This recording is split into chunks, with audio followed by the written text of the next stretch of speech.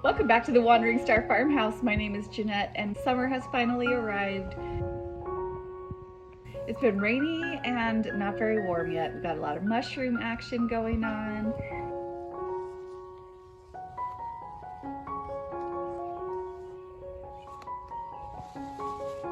The first harvest from the homestead is asparagus. So we've enjoyed just a little bit of asparagus this year.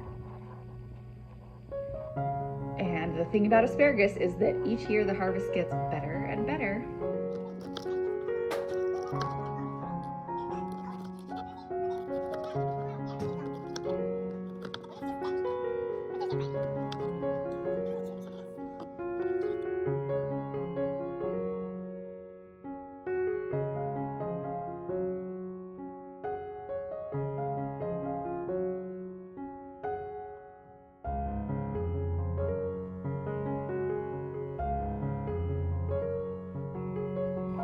In between bouts of rain, we are getting some things planted in the garden. I've been working on a whole garden overhaul this year and I'm really excited about it. But I've got potatoes in. I already showed getting onions in. I'm getting all my pepper plants in that I started from seed. And the garden is finally starting to take shape.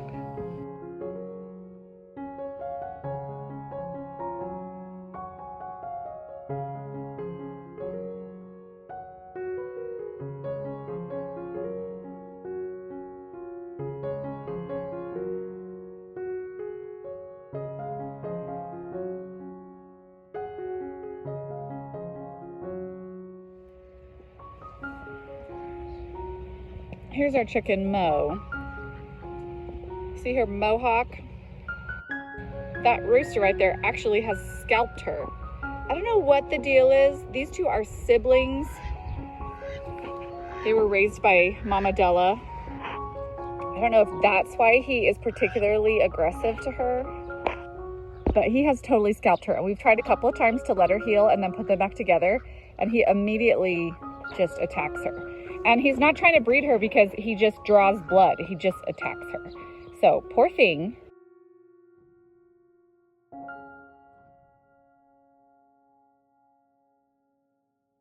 That's why her head is bald like that. So we've just been letting her free range. But she came and dug up some of my newly planted pepper plants. I put them back in the ground, trying to see if they'll grow.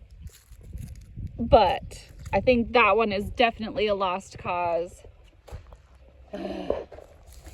This one possibly might come back. It might grow back from the very annoying.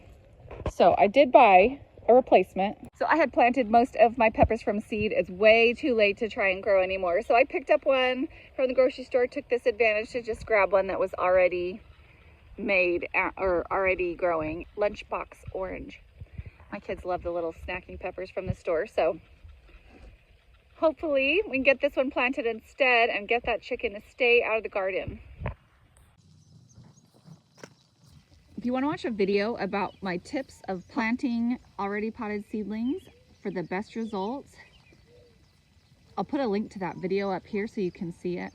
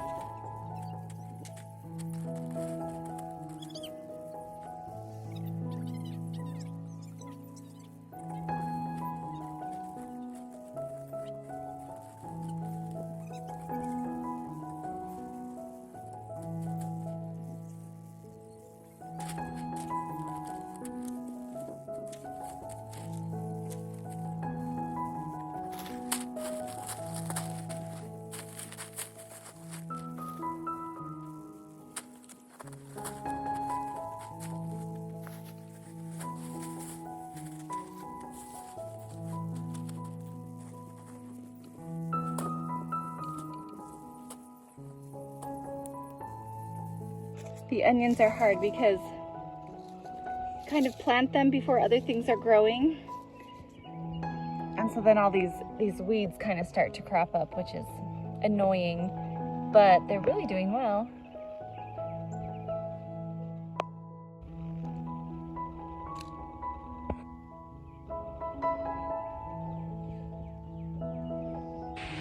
Let's check in on Della. We have some updates with Della, our Delaware chicken, who is our best mama. She's our best broody hen. So you may recognize Della from last summer. She is our chicken who went broody last summer and raised 2 different clutches of eggs for us last summer. So I'll tell you this whole story of how everything's been going so far this spring, but basically everything that I know about broody hens I have learned from Patera at Appalachia's Homestead, how to successfully manage a broody hen. So 5 weeks ago, I started incubating eggs with my little preschool class. I can see it. I can see it too. Yeah, there it is. It's moving all around. Okay. Oh, I did not see it. Oh, that was green. Oh, that's green. It's a little harder to see, isn't it? Yeah. Oh, look at it moving. The baby chicken's moving. I know, look at that. It's moving. Oh, it's doing it. I saw it. Look at that moving. That's the weed. That's the weed. I think that might be the weed. That's so good. 2 weeks into incubating those eggs, Della got broody and started hanging out in the nesting box up there. Guess who's broody?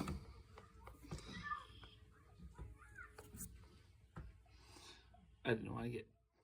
So the chicken eggs take about 3 weeks until they hatch. So our eggs hatched out in the incubator, and then we actually got them all set up in a brooder because she was only a week. So we didn't want to move her too early in her broodiness or else it might break her broodiness. So we went ahead and waited until the chicks were almost 2 weeks old, because that meant she had 1 week left of her broodiness before her, potentially the first of her eggs would start hatching. So then we came out in the night and brought this bin for her. It's got shavings in it and food and water. And we settled her in there first with her eggs. After a little while, we brought out the chicks to see if she would accept them. And she's always a little weirded out by the chicks at first, but she accepted them well last year, and it's gone well again this year. So she's got a ton in there.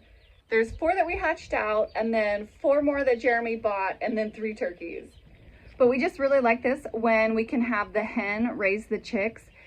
It's okay to have chicks inside for a couple weeks when they're just little, but when they start to get bigger, they're just so messy and so smelly that it's really nice to be able to let their mom raise them out here so that we don't have to have all that in the house or in the garage.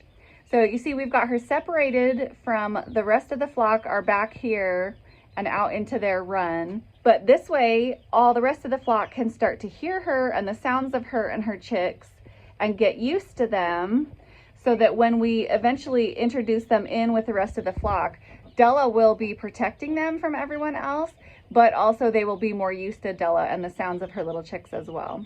See, she's just a good little mom. She lets those babies jump all over her. Okay, maybe she says, knock it off, you guys. So she's got these eggs. She's still sitting on the eggs at this point.